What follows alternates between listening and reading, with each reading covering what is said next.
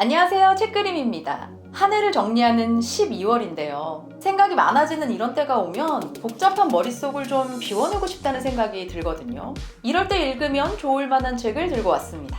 생각정원에서 출판한 최태성 작가의 일생일문. 바로 이 책인데요. 부제가 단 한 번의 삶, 단 하나의 질문. 단 하나의 질문이라. 내 마음에 품고 나를 지탱해줄 단 하나의 질문을 던진다면 여러분은 어떤 게 떠오르시나요? 저 같은 경우는 나의 길을 잘 가고 있는가? 이 질문이 갑자기 떠오르는데 가끔씩 그럴 때 있잖아요. 마음이 흔들리거나 자신감이 떨어졌을 때 스스로를 다잡는 용도로 떠올리곤 했던 것 같아요. 표면적으로는 물음표의 형식을 띠지만 그 의미는 느낌표인 거죠. 그럼 이 책은 어떤 질문을 던지고 있는지 한번 살펴볼까요?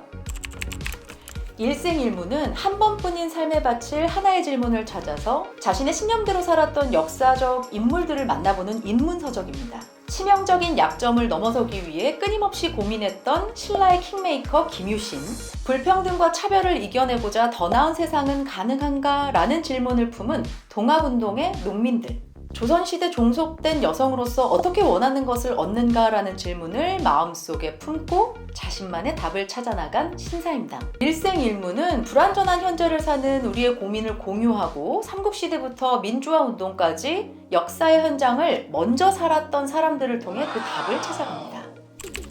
이 책의 저자인 최태성 선생님은 워낙 역사 쪽으로 유명하신 분이죠. 고등학교에서 역사를 가르치셨고 지금은 수백만 명의 랜선 제자를 둔 큰별쌤으로 불리는 분입니다. 전작인 역사의 쓸모는 무려 23만 부의 판매고를 올렸는데요. 지금까지도 독자들에게 쭉 인기를 끌고 있습니다.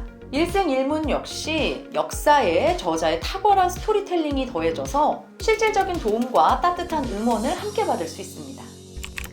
이 책의 첫 장을 딱 펼치면 역사에 무임승차하지 말자라는 작가의 사인이 보이거든요.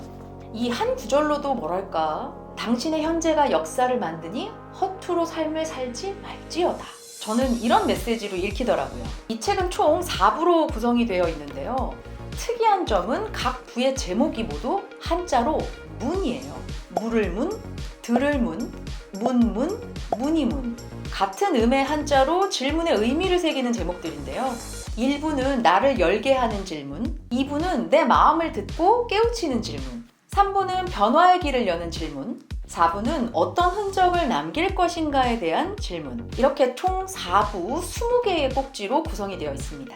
역사 속 인물들이 던졌던 질문을 가만히 들여다보면 현재 우리가 고민하고 있는 부분들과 상당히 밀접하게 닿아 있다는 것을 알 수 있습니다. 지금은 나만의 고민인 것 같지만 역사라는 거대한 세상 속에서 해답을 찾는 길을 보여주는 거죠.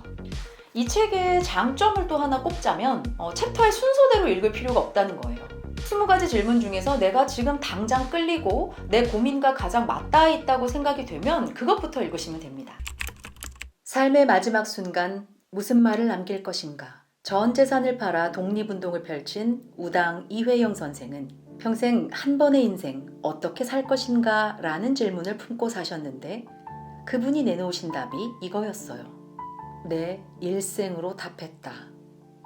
삶의 마지막 순간 무슨 말을 남길 것인가? 이 질문을 품고 살아가는 사람은 하루하루를 헛되이 보내지 않을 겁니다. 지금껏 살아온 인생을 정리하는 마지막 날, 지난 모든 시간을 돌아보며 남길 한마디, 그 한마디의 의미와 중요성을 떠올리며 산다면 나태해지고 게을러지고 싶은 순간순간의 유혹에도 굳건히 버틸 수 있을 테니까요. 그 한마디는 곧 삶의 목표이자 지향점, 즉 인생의 나침반이 되겠죠. 평생 인재양성에 힘쓴 민족교육자 김야견. 그가 눈을 감는 순간 제자들이 유언을 부탁하자 이렇게 말했다고 합니다. 내 모든 행동이 곧 나의 유언이다. 내가 어떻게 살아왔는지 너희들은 이미 다 보지 않았느냐. 그 행동대로 하면 된다 라는 의미였을 겁니다. 자신의 삶에 대한 자신감, 그리고 그 자신감을 갖기까지 그가 기울였을 엄청난 노력이 느껴지는 말이 아닐 수 없습니다. 스스로 삶을 돌아보고 끊임없이 정제하는 의지의 유언이라 할 수 있죠. 저는 그의 삶에 대한 자신감보다 그 자신감을 갖기까지의 과정에 뜨거운 박수를 보내고 싶습니다. 평생 자신의 뜻을 지키고 펼치는 과정이 얼마나 고되고 힘겨웠을지 짐작조차 할 수 없기에 절로 고개가 숙여질 따름입니다. 한 번의 인생을 어떻게 살 것인가에 대해 내 일생으로 답했다는 말씀에 가슴이 뜨거워짐과 동시에 이렇게 답할 수 있을까 하는 부끄러움이 밀려오기도 했어요. 부의 비밀은 무엇인가? 부의 비밀은 무엇인가? 이는 참 많은 사람이 답을 알고 싶어하는 질문일 것입니다. 오늘날뿐 아니라 과거에도 마찬가지였죠. 여기 부의 비밀을 알아내고자 오랫동안 노력하고 마침내 거대한 부를 쌓은 역사적 인물이 있습니다. 바로 거상 김만덕입니다. 그는 조선왕조실록에도 그 이름을 올릴 만큼 당대의 거상으로 유명했습니다. 김만덕은 1739년 제주 양인 집안에서 태어났습니다. 12살 때 부모님이 돌아가시고 형제들과도 헤어지게 된 김만덕은 생계를 위해 기방에 얹혀 살다가 결국 기생이 됩니다. 어린 김만덕 앞에는 여성이라는 태생적 한계, 가난이라는 경제적 한계, 기생이라는 신분적 한계, 그리고 지역적 한계가 자리하고 있었습니다. 김만덕이 살았던 조선 후기는 여성의 사회 진출은 꿈도 꿀 수 없던 시기였고, 더욱이 제주도는 여성들에게 출입 금지령까지 내려서 마음대로 이동도 할 수 없었습니다. 20살이 된 그는 자신의 신분을 회복해달라고 제주 관아에 지속적으로 탄원했고 마침내 양인 신분을 회복했습니다. 이후 김만덕은 객주를 운영하며 인근 상권을 장악했는데 특히 제주의 진귀한 특산물을 육지와 거래해 많은 이윤을 남깁니다. 1792년 제주에는 흉년과 태풍으로 극심한 기근이 들었습니다. 제주도민의 30%가 흉년과 굶주림으로 죽어나갈 정도로 인명피해가 엄청났죠. 김만덕은 장사를 하며 모은 자신의 전 재산을 털어 육지의 쌀 600곡을 구입, 그중 10분의 1로 가족과 친척을 살리고 나머지는 모두 관가에 위탁해 기아에 허덕이는 제주 사람들에게 골고루 나누어 주라고 합니다. 목표에 도달하기 위한 의지력과 집중력, 세상의 흐름을 읽는 통찰, 그리고 이를 사회에 환원한 그의 일생은 오늘날 부를 쌓고자 하는 많은 이에게 하나의 이정표가 되어주는 듯합니다.